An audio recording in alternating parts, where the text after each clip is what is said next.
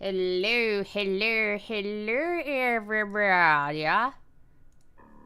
We are here. We are back for another wholesome? No, it's not wholesome. Edition of Halls of Horror. I am your hostess, Madam Hellfire, and today I have my good buddy, my good pal, Nox Archive. How you doing today, buddy? Buddy, old pal. I have been miserable all week. I feel that. I feel Heat that wave so hard. stuck. But yeah. I had a good stream last night. It's just that it was hot. I completely understand. It's been And 105 over here the last couple of days, which, holy fuck.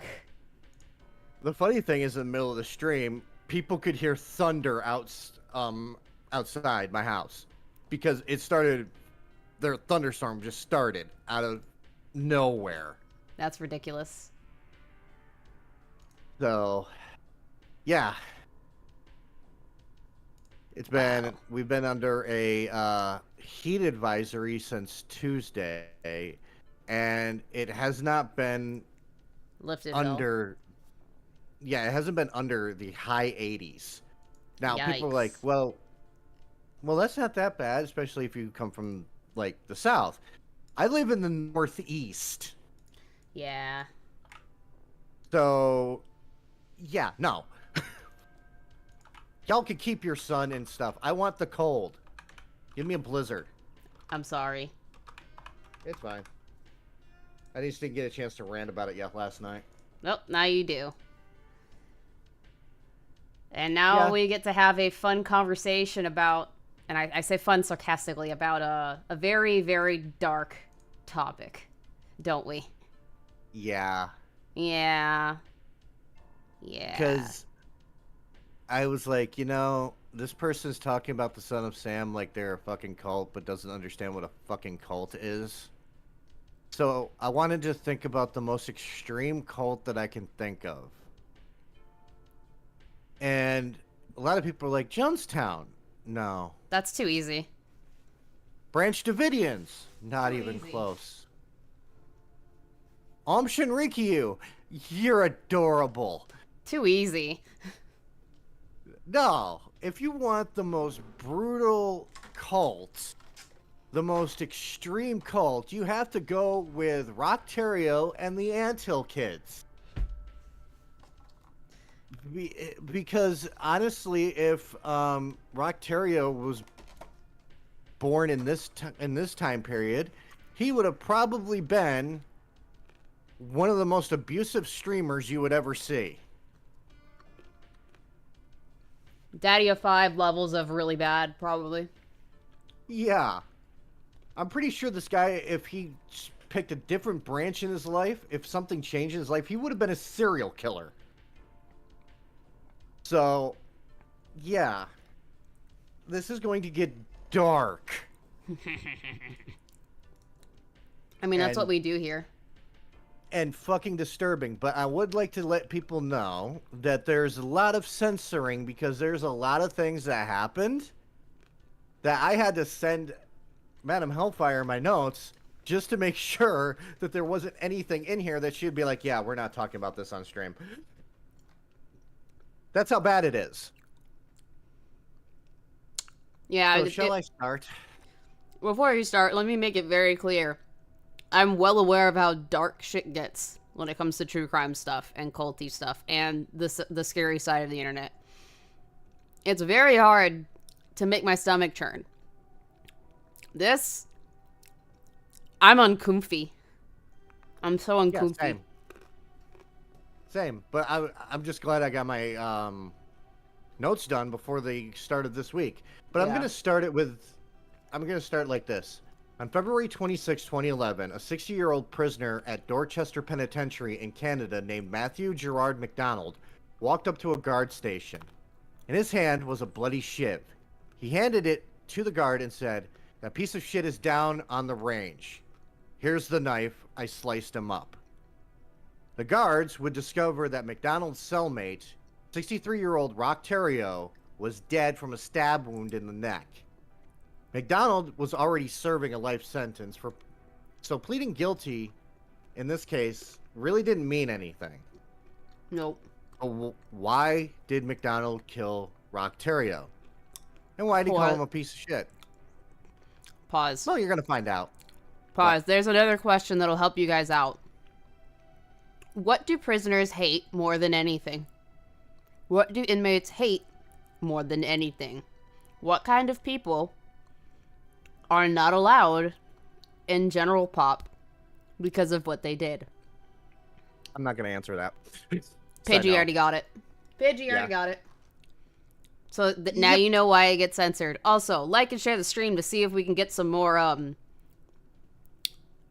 I guess, people that like the macabre in here.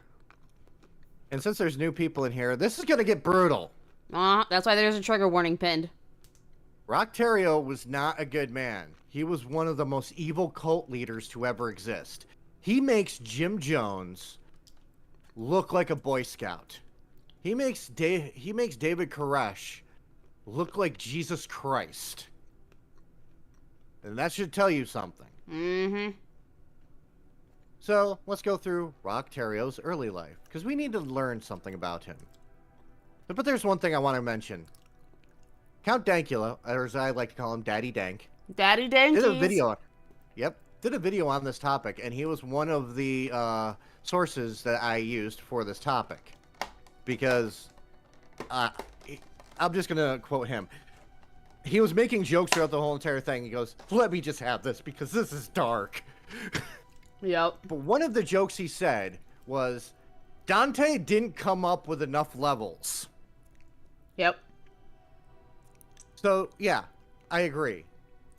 Rock Terrio was born May 16th, 1947 in Thetford Mines, which is located in Quebec, Canada. So this is all going to take place in Canada. So realize this is a fucking Canadian cult, which normally I would be like, hey, so that means they worship moose, bacon, and milk in bags. But no. No.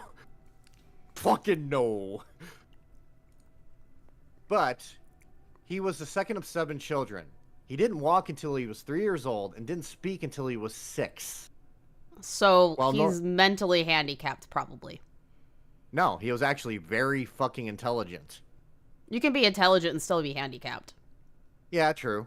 But still, he was highly intelligent. Mm. He would claim he suffered abuse as a child, but it's Rock Terrio. When we get into it, you'll realize there's one thing that he has. He's very liberal with the truth. You can't believe a habitual liar. Yeah, he happens to be a very convincing liar. Pause. Oh, a Maple Leaf Coven of crazies, eh? Yes, Octane. Yes. And it's gonna get weird first, then it's gonna get dark. Mm-hmm. So, where was I? He was raised Catholic. Of course he was. In fact, he joined a group. He joined a group called the Union of Electors when he was a kid, which is also known as the White Berets. Now, that might sound like, oh, that seems like a nice little fucking thing. You wear a beret, probably have some donuts and stuff, and you talk about Jesus. They were a right-wing fascist group. So they were an offshoot of the KKK, kind of. Kind of.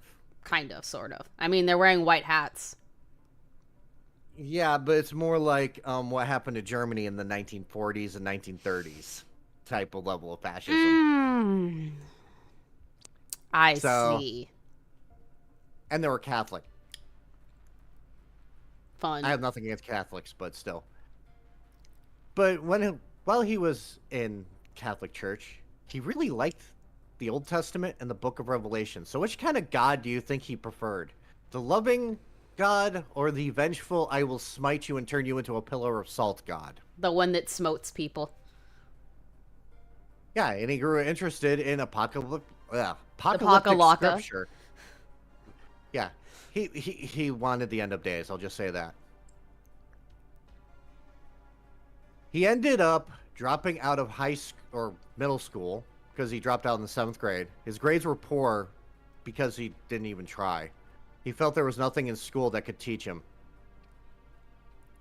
So he's both highly intelligent, and a narcissist. Yes. Wow. Not surprising. None of this is surprising me whatsoever. By the way, you're going to hear a lot. There's something about Rock that you're going to hear a lot about, especially later. He gets drunk a lot. I'm not shocked.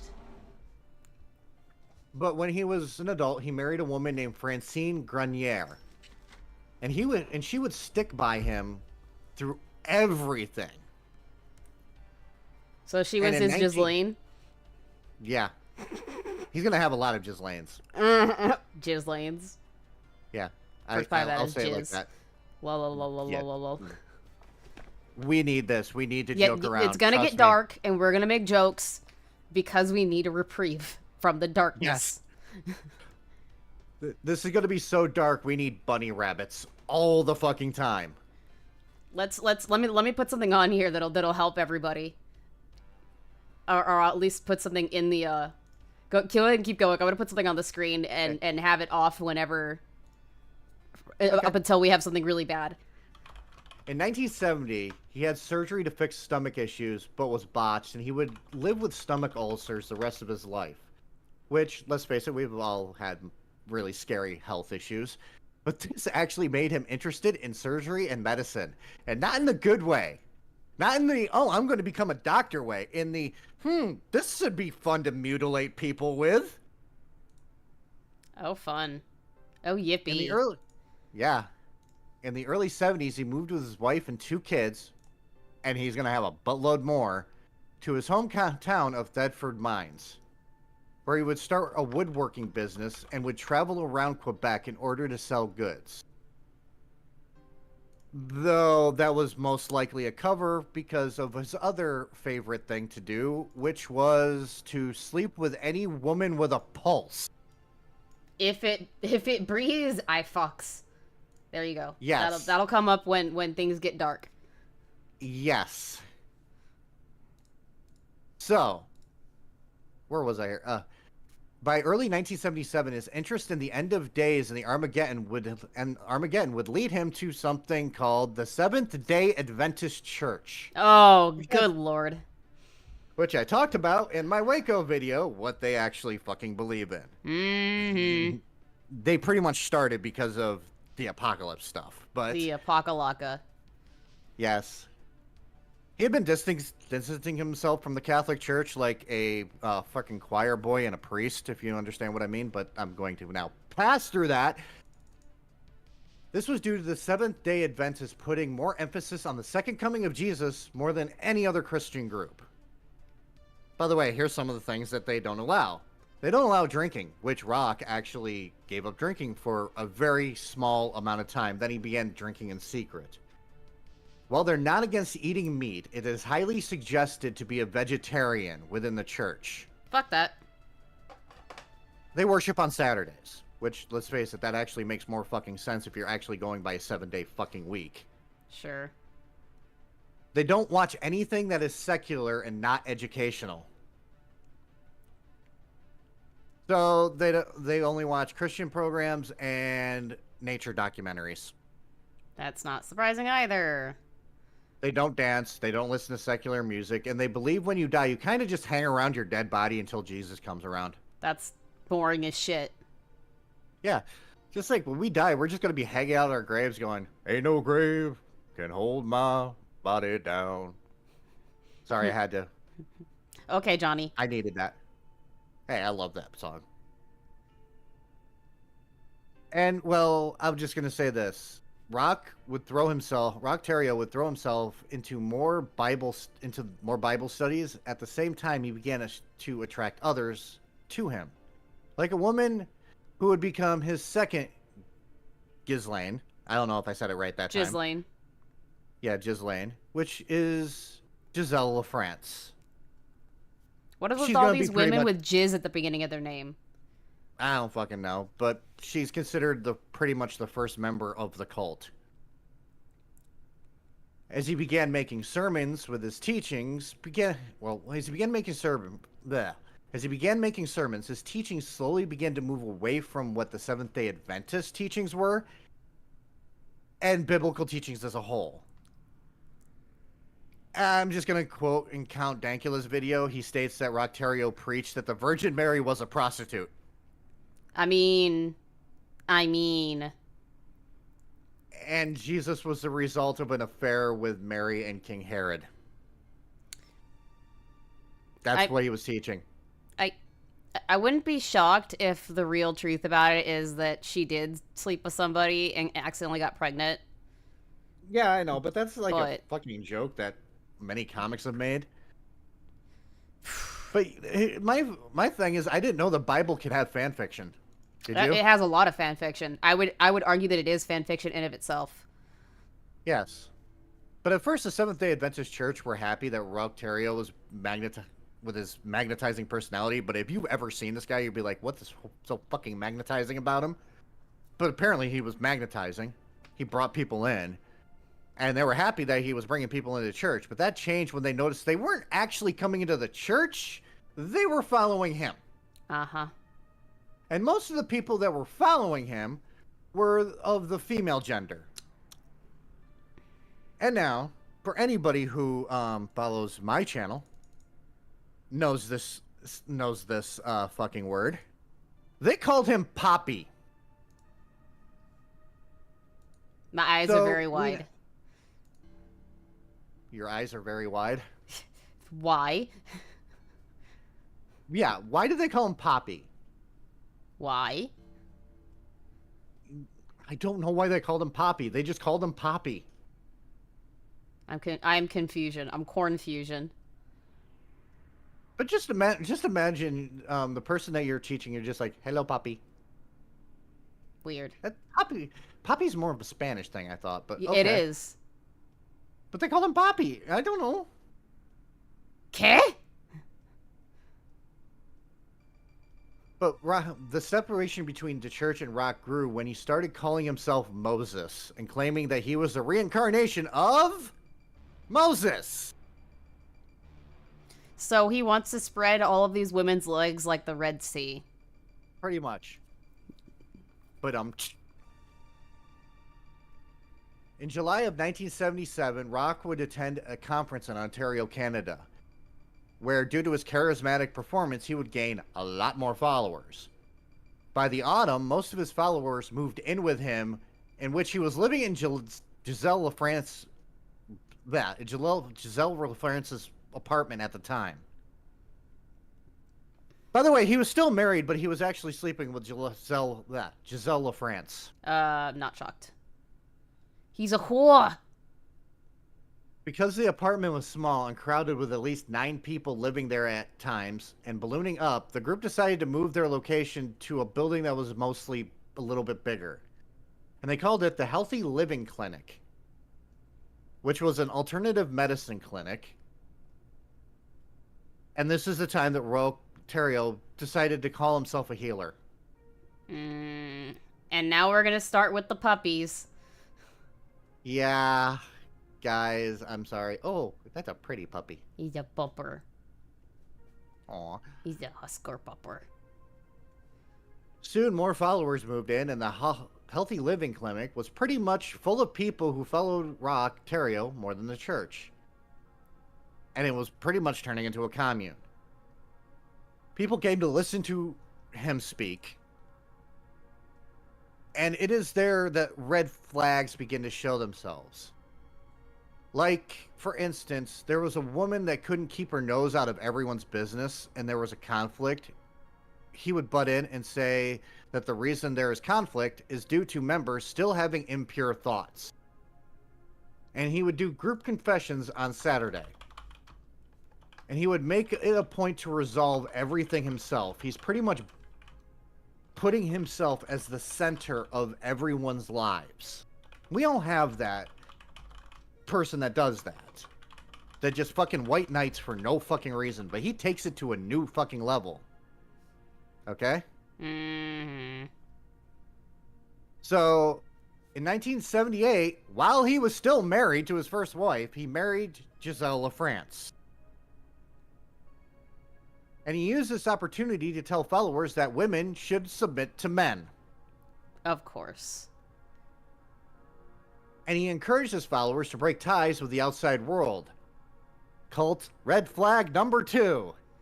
Yeah, when social isolation comes into effect, it's not a good thing. Yes, because even the Amish allow people outside their religion to talk to them. As time went on, those not in the cult coming to the place for certain programs became less and less. And in March of 1978, a woman named Geraldine Gagny Auclair, I think I said that fucking right, came to the clinic at the behest of her husband, because her husband was enamored with Rocktario. And Geraldine had been diagnosed with leukemia and was receiving treatment at a hospital in Quebec City.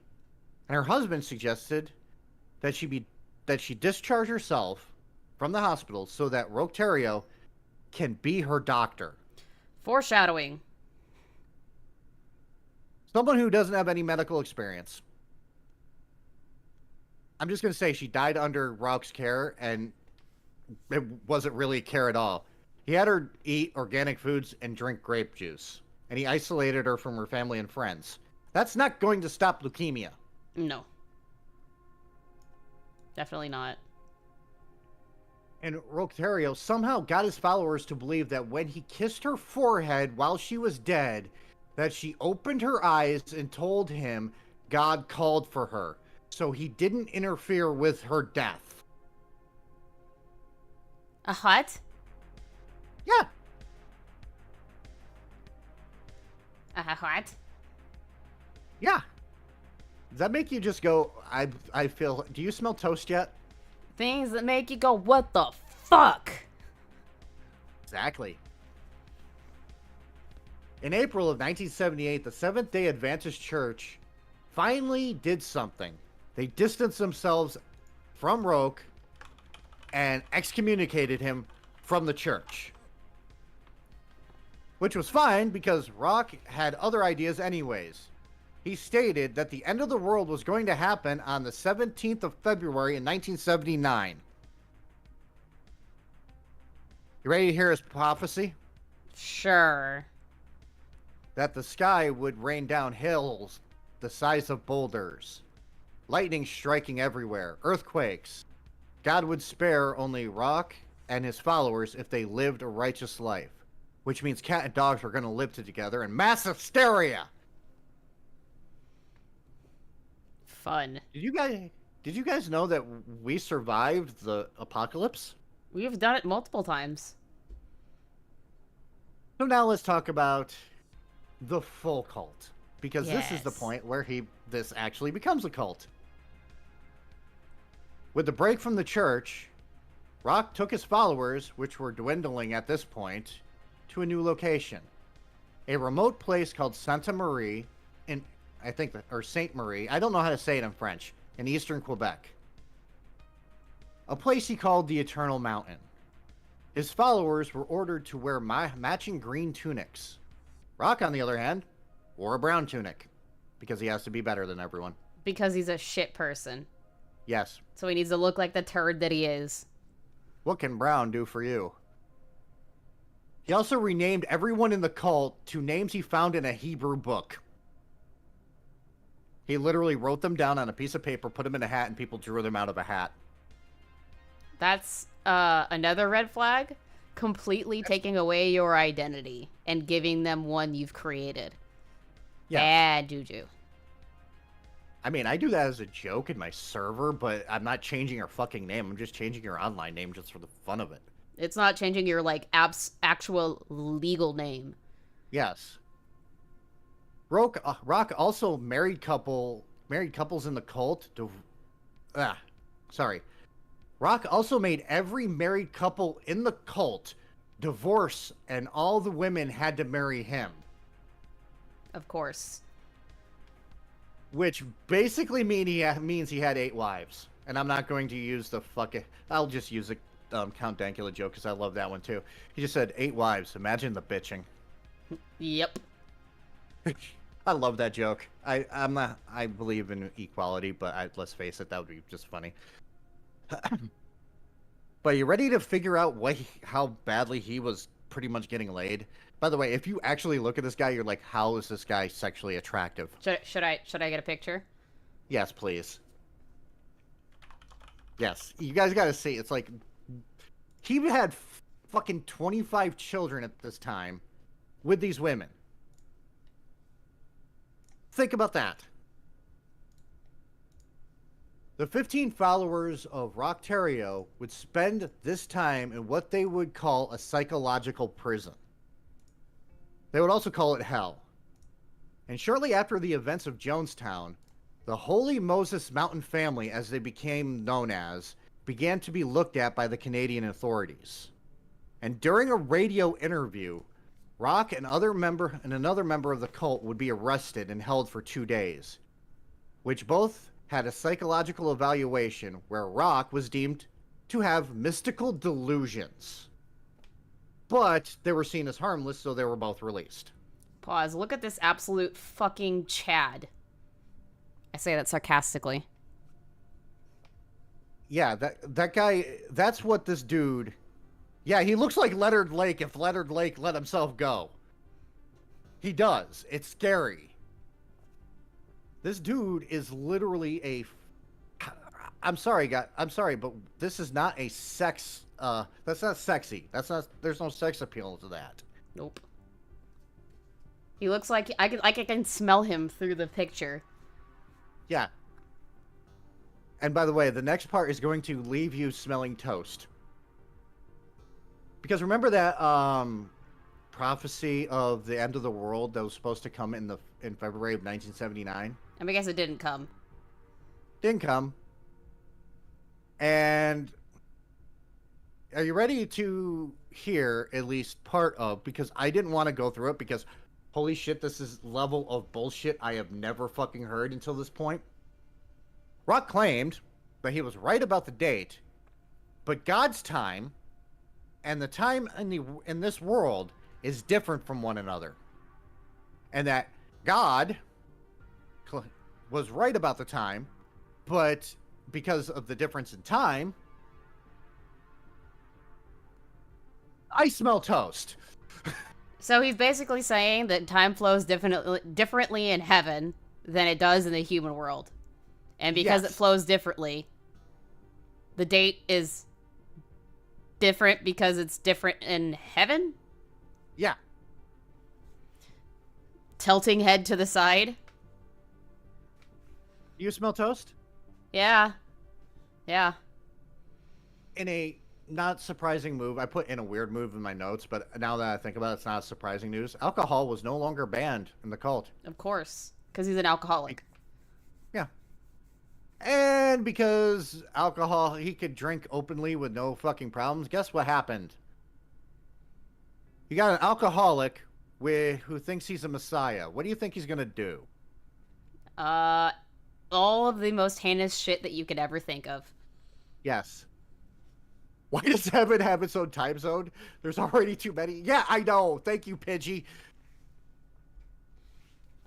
So he would beat one member with a leather belt for falling asleep during a sermon. He ordered the beatings on a regular basis for the littlest things. One of the people in the cult, named Maurice Grenier, became increasingly disturbed with the cult and begged her former husband, since they were forced to divorce, to leave with her. Instead, her former husband told Rocktario, who directed the former husband to cut off one of Maurice's toes with an axe. Puppy time. What? Puppy time. Puppy Yeah. on screen. The man hesitated, and Rock taunted him, telling the man that the woman would need to be taught lessons, and that if he didn't do it, then Rock would cut off all of her toes. So the ex-husband cut off her pinky toe. Mike, shut the Hey. fuck up. What? He says, oh, did they eat them? No. Shut up. But the next part is going to be more disturbing, so we need like 2 puppies for the next part. Okay, I'm getting more puppies. I am warning you, the next part I'm not going into graphic detail about, because none of you need to fucking hear it. And if you look it up, that is on your fucking, that is on you and not on me. But I am not going to go into detail about this because it is so fucking disturbing that I literally stopped doing notes for a while. Went and played Baldur's Gate 3. And then spent time with my wife. Puppies. There you go. Okay. Everyone look at all the fucking Look at the puppies because puppies. the next part is going to be disturbing. This is one of the most fucked up things that happened in this cult. And it's the first most fucked up thing. There's going to be one that's just as fucked up to happen later. But for right now, March of 1981. I wasn't even born yet. I was probably a twinkle in my daddy's eye. It involves an outsider who came to the cult named Guy Veer and a 2-year-old child named Samuel. Because Guy was an outsider, he was tasked with watching over the children. It is Boy, said that could Guy never had go wrong, could it? No, and it said that Guy had a low IQ. One night, Rock was hosting a party for the cult, and Guy was not invited. He was forced to watch the children as normal. Samuel, a 2-year-old boy, in the cult, woke Guy up by crying. Guy got angry, and he did something horrible to the child. He physically did something. Not sexually, physically. And I'm not going to go into it. Probably pummeled them within the inch of their life and then some. Yes. Samuel, after this, in some reports it says that the child got hurt after what Rock does, but there is a lot more reports that this happened before what Rock does. So, just to cover my bases in case somebody goes, actually, after this, Samuel had trouble with urination. So, Rock thought that he could fix it through surgery. And I'm not going to go into what he did to the child, but I'm going to say that Samuel passed away. Yeah. Okay? And I'm also not going into what they did with his body. Yeah. So, yeah. For those coming and going. Open with a... Pause. For those coming and going, if you're curious as to why there are puppies on the screen, it is because everything that is happening is very, very violent and gross. We need cute puppies to at least temper the gross and the absolutely inhumane actions that we're talking about. There. Okay, go ahead. Sorry. And I'm just going to say again, I'm not going to go into detail with a lot of this shit. You guys don't need to hear it, and I don't want to talk about it. So, in September of 1981, in a drunken stupor, Rock decided that Guy should be held accountable for what happened to Samuel. Even though technically what happened to Samuel was Rock's fault, but Guy kind of started it. So, completely, both are at fault. So he did a mock trial where the outcome was Guy was castrated. I mean, deserved, but... Deserved, but do you want fucking Rock Terrio to castrate you? No. I do not.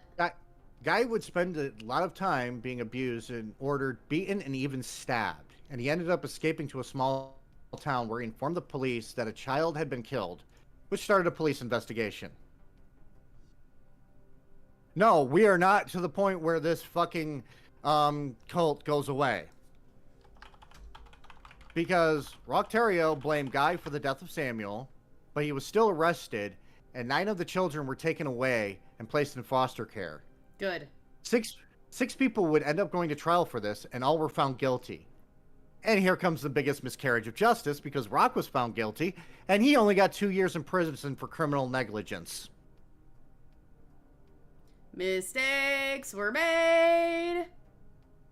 And he didn't even go to jail or prison for the full 2 years. He got out in a year and a half, because in February of 1984, he was released from prison, and the cult reformed under a new name and a new location. This is where they were called the Anthill Kids. So now we're getting into the name, the Anthill Kids. So, are you ready for where they moved to? Sure. Rock moved the entire cult, which was only 3 men and 9 women at this point, to Ontario, Canada. This was 3 men, 9 women, and the children that were not taken by social services, because there were some that weren't taken by social services. And they ended up in Somerville Township. While Rock sat on his fat ass watching everyone work, he came up with the name the Anthill Kids because they look like ants scurrying about. Pause. Oh shit. Octane Junkie with the $100 dues. Knox, thank you for not going into too much detail. Here's to making it through this with nightmares tonight, hopefully. And we has the clip. Get away from her, you bitch! Ripley break. Dun it, dun, dun it, dun, dun it, dun. 07's in the chat for the wonderful Octane Junkie. And back to puppies and the horridness that is this story. Go ahead, Knox. Really quickly, I'm going to say the sources I had for this. I went to Morbid, Count Dankula, a couple of fucking articles about it, and Last Podcast on the Left. Out of all of them, the only one that actually went into detail was Last Podcast on the Left, and I hate them for it. I'll have to go listen to it because I hate myself. So anyways, they ended up making ends meet by selling baked goods, and some went on welfare. But the abuses ramped up, including the following. Ordering beatings, ordering members to break their legs with sledgehammers. So they made them Kathy Bates themselves. Yes. Ugh. Nailing people to trees. Ugh. Even the children were subjected to some of these punishments. And there was more that I'm not going to mention. There is one insanely creepy one that there's an insanely creepy story about this that involves a child being left out in the winter because the fucking mother thought it would be better for the fucking child to just basically fucking die than to be a part of this cult. That should tell you something. I mean, fair. Kind of fair. But that's not how you do that. It's not how you do that, lady. No. But he ordered them to not speak to one another without permission from him, and he spied on them constantly. And those who tried to escape were tortured. And with that, are you ready for another one? That is so fucking disturbing. Must change puppy picture. Yes. Must put more cute puppies. Must cute puppies must. Cute puppies must. Cute pupper. And like I said, this one's going to be just as disturbing, but it doesn't deal with a child. One of his wives were complaining about a stomach ache. To Rock Terrio. Man who thinks, I'm a surgeon. I can fix anything. But, I mean, if you mean by, like, killing people on the operating table is fixing it, then I guess. So Rock decided to do surgery. And I'm not going to go into the fucking details. Think the easiest way to actually explain this one is this. Think of the most graphic horror movie that you have ever seen. Okay? Think about it right now. Times that by 10. Okay? Yikes. The shit that he did to this woman, even a zombie would be like, that's too far. The shit that he did to this woman would make Jigsaw throw up.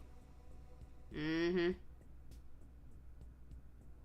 So, but she died. That's all you need to know. And he claimed they could bring her back to life. That was obvious.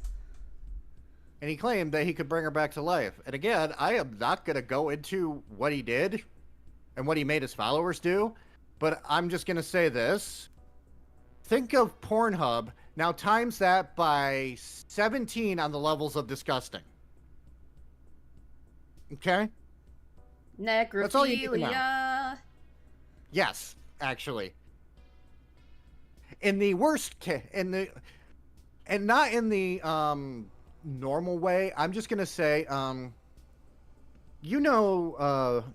don't know if you, fuck, what's his name? Shit, Jeffrey Dahmer. You know what Jeffrey Dahmer did to a couple of people when they were alive, right? The acid stuff? Yeah. Yeah. Think about that. Mixed with necrophilia. Mm. And I'm sorry for bringing that up.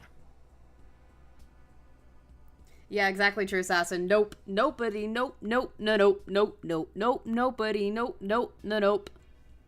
But he ended up, because she did come back to life, obviously, taking her rib and wearing it around his neck.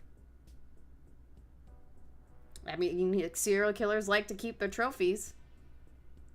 Then you have Gabrielle, one of his other wives, who for years wanted out of the cult, but she feared Rocktario. And what happened to her, I can talk about, but again, it is very fucked up. Are you ready for this? Are you ready, chat? They're not I'm ready. just gonna say this is going to be Texas Chainsaw Massacre level.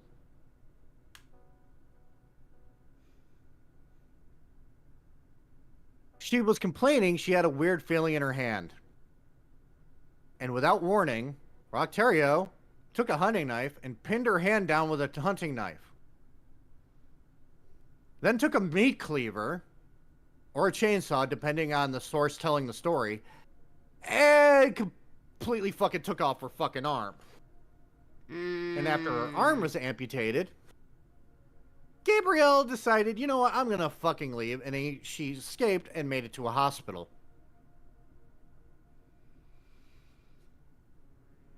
So yeah.